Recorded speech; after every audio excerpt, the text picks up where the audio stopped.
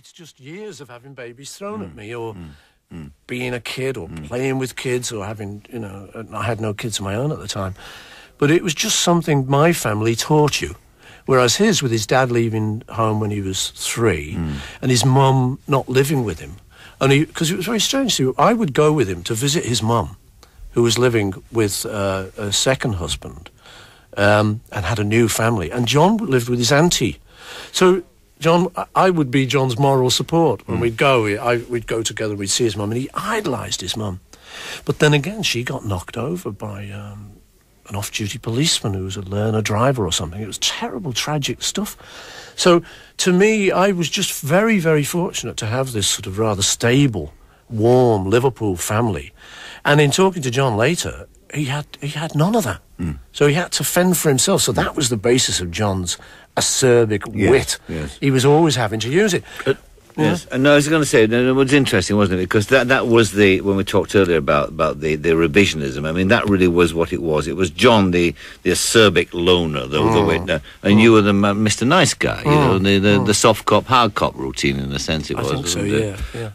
Although in reality, that was our sort of public persona. I think in reality, we were actually both quite sort of hard cookies.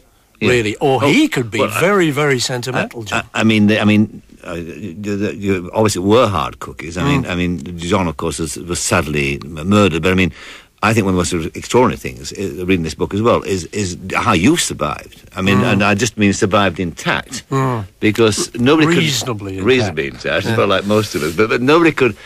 You see, this thing about the Beatles is quite phenomenal in the sense that nobody's ever been through what you went through. There's one lovely story in the book which you just tell us about when your daughter said to me, "You're Paul McCartney, aren't you?" I mean, what do you say to that? That's right. We were in Scotland and they were little. And, they'd only seen me as Dad, as you would. But they started to sort of be watching telly or looking at a newspaper or something, and I think they saw me on telly somewhere. And she was just going along, she said, "You're Paul McCartney, aren't you?" It was like, well, yes, but I'm Daddy to you, It is very strange, that, but I say that's one of the good things about having brought the kids up in a reasonably level-headed way. And that was one of the reasons Linda and I wanted them to go to state schools. Because we thought, well, there's fame in the picture. You can't get rid of that. Even if it's, I want to be alone. Yeah. You're not left alone. Miss Bridget Bardot, she may not be doing films, but she's still, you can't get rid of that. Terrible punishment, that is self-inflicted punishment. You can't get rid of that. You can't be a hermit.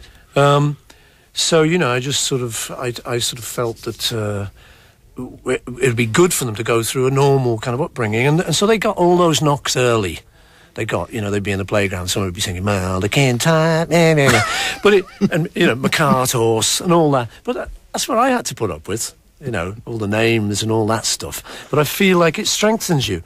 And so now, they're pretty level-headed kids, touch wood. And they've got time for people. They're not snobs, which Linda and I value quite highly. Let's have some more music now. Let's actually go to where we came in, which is Wings. And Band on the Run. Our album. Our album, the one we made together. Let's have the title track.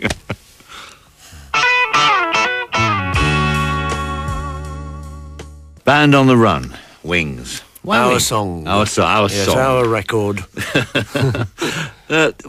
Having written this book, and it's a tome. I didn't write it. I just did interviews. Barry wrote it. But I mean, it's all about you. But I mean, it's not all about you, really. I mean, there's a lot more still to come. But does it? Having to relive it all again, does it make any kind of sense to you? I mean, there's a mystery at the centre of it all, isn't there? As we said earlier, I mean, you and John in that area coming together, creating this extraordinary team. Have you come to any conclusions about it at all? Not really, no. I'm not a great analyst. I kind of just count my blessings, I feel very lucky.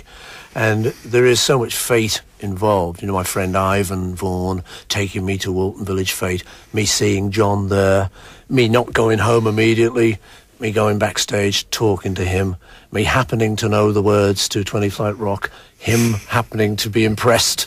And there's so much sort of Conclusions? No, I don't ask me about conclusions about life. Never mind the Beatles' career or that aspect of it.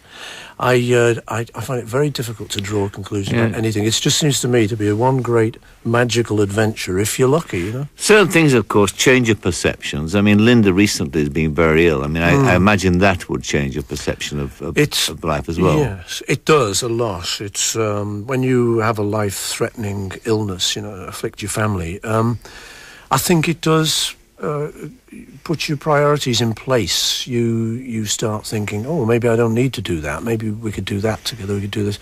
And it makes you realise, you know, as somebody said, nobody getting out of this one alive. You know, and because I live as if I'm going to live forever. There's no sort of thought for the future in my mind, you know. Maybe that's a good thing.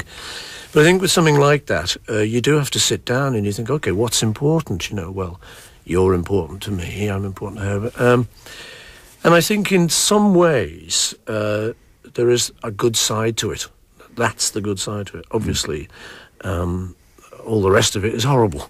Yes. But she's doing well, and you know, she's a very, very positive woman. Yes. Can sort of laugh through all this. I'd say to her, I don't know if it happened to me, I'm not so sure I'd be that positive. But she's fantastic. She's a great, strong woman.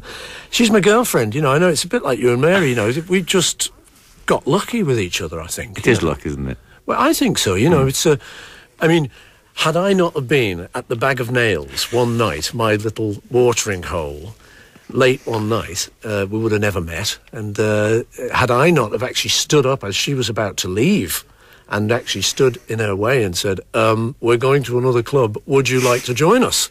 Which I never did. But I just felt I had to do it on this occasion. And luckily she said, yeah. So, you know, that was over 28 years ago. And we've been very lucky. And it's difficult, isn't it, to imagine any life without it? Absolutely, you know, that's the thing about it. That if you contemplate a scenario ahead, it always includes that person. That you can't think. It does. What might it be like without that? Yes, you know, for me, there are some people who get married and spend a lot of time apart. I mean, for me, just sleeping with a fine wife is very much part of it. Has to be with a lady too. Sleeping with a lady. Now look at that. Well, I tell you, that is one of the fun things. Actually, do you ever think when you're in speak, you end up sleeping with a lady? Oh my God! I wished. I never thought it'd happen. What about just a couple of other things to clear up before we play our final piece of music? Sadly, the Institute of Performing Arts, this thing you started in Liverpool. Yes. That seems to have taken off rather well. Well, that's great. You know. It was the old grammar school that me and George Harrison went to. So while we were at it, it wasn't our most favourite place, you know, because it was school and we were teenagers in Liverpool.